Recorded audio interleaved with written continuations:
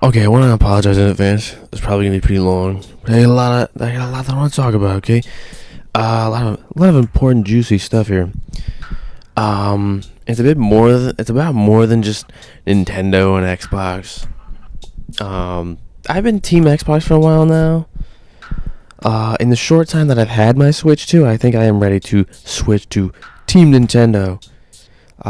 If you play PC and you move to PlayStation, you'll find a relatively different experience. If you find, if you go from PlayStation to Xbox or from Xbox to back to PC, you'll find a pretty different overall gaming experience. But if you switch from any console or PC or anything or whatever to a Nintendo console, the experience is a completely different animal. It's like completely different. Obviously, different gamers are gonna, they're interested in different aspects of gaming. You choose your, platforms based on that. But I find right now, I think that Nintendo is going more in the right direction than many others. I did this other video about like action figures. I think it was last week or maybe the week before. I don't know. And I talked about moving things in the right direction, right? Talked about how we kind of look at the big picture and think about where we are, where we want things to go as action figure fans, and what action figures should be, and yada yada, so on and so forth. This is the mindset I think people should have in virtually anything, like ever, anything they care about, anything they're passionate about. Gaming is definitely not an exception. I have been loving my Series X, for a while now. Spent a ton of time playing Halo, Gears, Forza, Mortal Kombat, and of course Space Marine 2. And overall, I've got a lot out of the console. I still think it's absolutely, fantastic. I really do. I'll always love Xbox. But over time, I became increasingly frustrated with something that's kind of been bothering me for a while. And it's something that's kind of been becoming very commonplace, but it's a bit hard to explain, so try to kind of bear with me here. These days, business is all about getting people's attention and holding it for long periods of time, which kind of makes sense from a business standpoint. That's why we have so many subscription services these days, like Netflix or Game Pass. So how does the gaming industry use that mentality? Well, obviously things like Game Pass are pretty straightforward. Instead of buying one game, you get them all as long as you're subscribed. After all, at the end of the day, virtually everyone spends a certain amount of money every month on entertainment and other luxury kind of items. The question is how much of your money is going to each firm, and how much money of that monthly kind of budget is going to each company in the market. Most subscription services can be canceled and resubscribed pretty much at will, so really you basically choose which company you want this month, right? Or possibly for the whole year or more. That's why we have, obviously, like, you get a discount if you subscribe for a whole year, So now you've got a customer to choose your firm last month, whether through a subscription or some kind of purchase, right? How do you get them to kind of choose you again this upcoming month? Well, you gotta get them like hooked, Let me just be sort of straightforward, get into what I'm kind of talking about here. Games are freaking hard, like really freaking hard and grindy, really grindy. And I'm sick of it. I'm really sick of it. Season after season, event after event, FOMO crap after FOMO crap. Listen, people say Nintendo's expensive, right? But the Nintendo, you buy like a $60 or $70 game, and that's basically it. At least in my experience. Take Space Marine 2, for example. The most like premium edition, I think, was like $110 or something like that. We could debate whether or not you get enough for that price later on, but Space Marine 2 adds lots of content over time. Virtually all of it had to be unlocked. And keep in mind, people say, well, it's free. They added free. There's no such thing as free, guys. We know this. It's not free. There's no such thing as free content. They're not giving you free content. It's all factored in. If they didn't have this stuff added in now, there'd be something added, like, on launch. It's all factored into the cost. You know what I'm saying? You know what I'm saying? We kind of pay for it one way or another. Anyways, they add the stuff sort of over time. And all of it has to be unlocked. You have to grind like a madman and play at specific times where you might miss stuff. And if you miss something, you never know if you're gonna get it back. Oh my gosh, the helmet fiasco. So we know anything about Warhammer 40k? I forget the names of the different armors, but the point is, there's basically like the classic armor, and there's like the newer armor called the Primaris armor. And the Primaris armor is cool. The Primaris helmet like looks different, but it's cool. But the old classic helmet with like the grill on the front of where the mouth is, like, that's a cool helmet that a lot of people love, and so people wanted that helmet added to the game.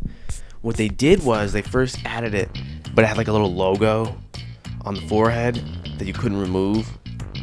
That corresponded to like within a certain like group within that like fictional universe, right? I think it was like the Raven Wing or something like that. Nevertheless, so if you didn't have like the Raven Wing character, if you weren't trying to make like a Raven Wing character, you couldn't use the helmet. You just couldn't use it. And so eventually, they did eventually add that version of that helmet that everyone wanted without the stupid logo. But you only had like a couple of days to get it, and I ended up missing it. And I was like, that's so petty. You know what I'm saying? The most desirable thing that everyone wants, and then you add it with like a logo, and you finally add it for a couple of days. You gotta grind and do some stupid levels or whatever to get it, and then you missed it.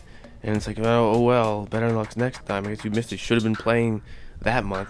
And it's like, bro, like, this should have been here. This helmet should have been in the freaking game. It's like the famous helmet from 40k. You probably, even if you don't know the first thing about 40k, you've probably seen this helmet without even realizing it. It's just like, and that kind of stuff, it just like happens like all the time. You know what I'm saying? And so like, so now I have to keep up to date with games and check their Twitter and see what's released when and what I gotta do. It's like, that's crazy. That is crazy. And so the other problem, here's the other problem. I imagine there's like, oh, well, technically the content's free, guys. The other problem is that everyone wants everything to be free. This is going to be a bit of an unpopular opinion. I don't think games are that expensive. People always complain, well, you shouldn't have to pay for the, it used to be that you would unlock, the cool armor instead of just paying for it. Dude, you're not cool for unlocking some stupid cool armor instead of paying for it. You just wasted your time. You're just wasting more of your time. Here's another unpopular opinion. Video games are a waste of time. They are not productive. It is okay to pay for them and play them because all human beings need play and mental stimulation. But you must remember that is all it is. We can appreciate certain games like very artistically and very deeply and very seriously. But that's no reason to make games this way. In fact, games that require you to grind and practice like crazy and get good just to unlock some small piece of content, or really any content, to me, makes a game feel less like art and more of just a product meant to kind of hold our attention for as long as possible, so we're still around for the next purchase. And there are some games. Some games are just like hard for no reason. You know what I'm saying? And that almost ticks me off more because it's like sometimes you get like some game, like it's almost like why is there so much challenge? Why do I have to do all this? Why do I have to spend so much time? Why do I gotta try again and again to beat some level, to do all this?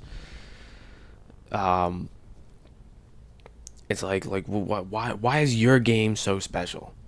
Why your game's just so great? You gotta try extra hard with my game, because my game's the game that you're gonna spend all your time on. This is the game that you're gonna be invested in. This one you spend hours replaying each level, trying to grind and trying to get sent back to the last checkpoint. That was like 5 levels ago. You gotta do this whole thing. You gotta do this and that.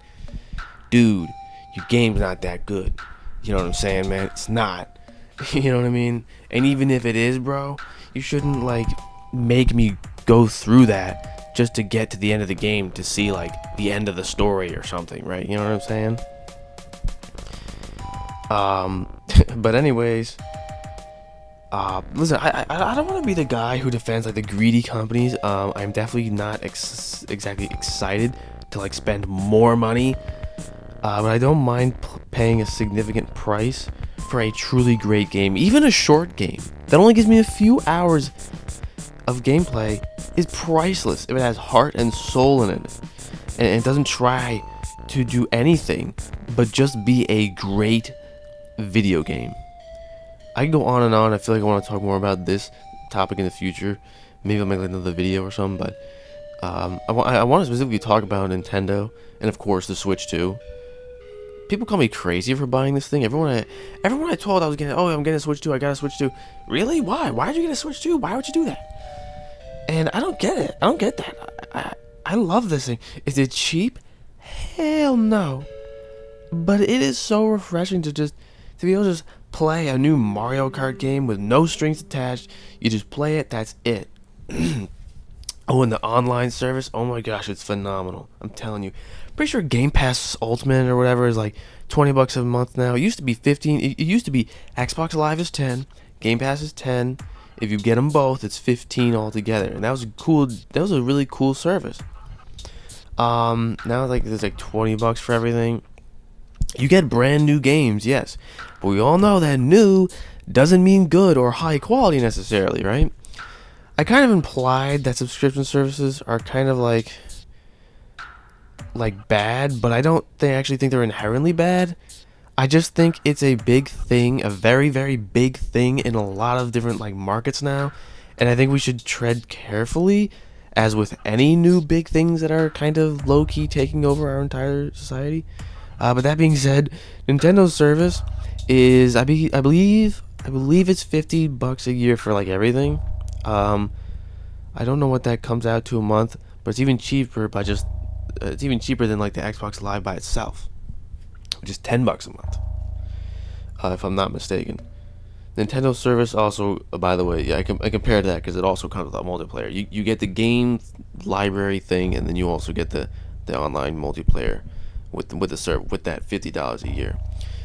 I can't even remember what it's called, the Nintendo service, but anyways, whatever it's called, I absolutely love it. It's almost like an archive of games that the majority of people would never be able to play otherwise. You get to experience important gaming history, and not just to experience the history, but to play some really, really, really great games. They have Kirby Superstar, they have Super Metroid, Mario Strikers, and almost countless others. Speaking of Mario Strikers, that's what part of the GameCube section that kind of recently started adding. They only have a few GameCube games so far, but they are always kind of adding games periodically. And to my knowledge, I don't think they ever remove stuff. I don't think stuff goes out of rotation or anything like that. I think they just keep adding more and more. I could be wrong, but I think they just add stuff, which is really fantastic. Oh, and by the way, I just played Bonanza. Yeah, freaking Bonanza. A lot of interesting stuff was announced when they did like that one direct for the Switch 2, and they were announcing all these games. I was really interested to see how these games would turn out. I think people weren't crazy about Mario Kart World, but I thought it was fine. I had a good time.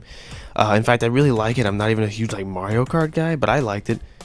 And now Bonanza is out, and yeah, this game kind of blew my mind. Low-key kind of blew my mind. And yeah, I heard a lot of people say it's like really great, and I was like, is it gonna be really that great? When I first saw the trailer for Bonanza, I was like, it looks good. I mean, I'm not sure. And then I think did IGN give it like a 10? I don't remember, it was a solid 10 or what, but it was like a really high score. And I was like, wow, is it really that good? I mean, could it be? I mean, I don't know. I played it. I'm telling you, phenomenal game. Listen, guys, I'm a grimy internet creep. I hate everything. But this game is fantastic. It really surprised me. If Metroid Prime 4 is as like well executed, if it has as much like power behind it as DK Bonanza, I'd be one happy camper. I think if Metroid Prime is as good as it really could be, based on what I've seen with Bonanza, I don't know. I might not need to play any other games ever again. I think that'd be it. It's like I've got my Prime 4. I don't need anything else anymore. Let's sum up here.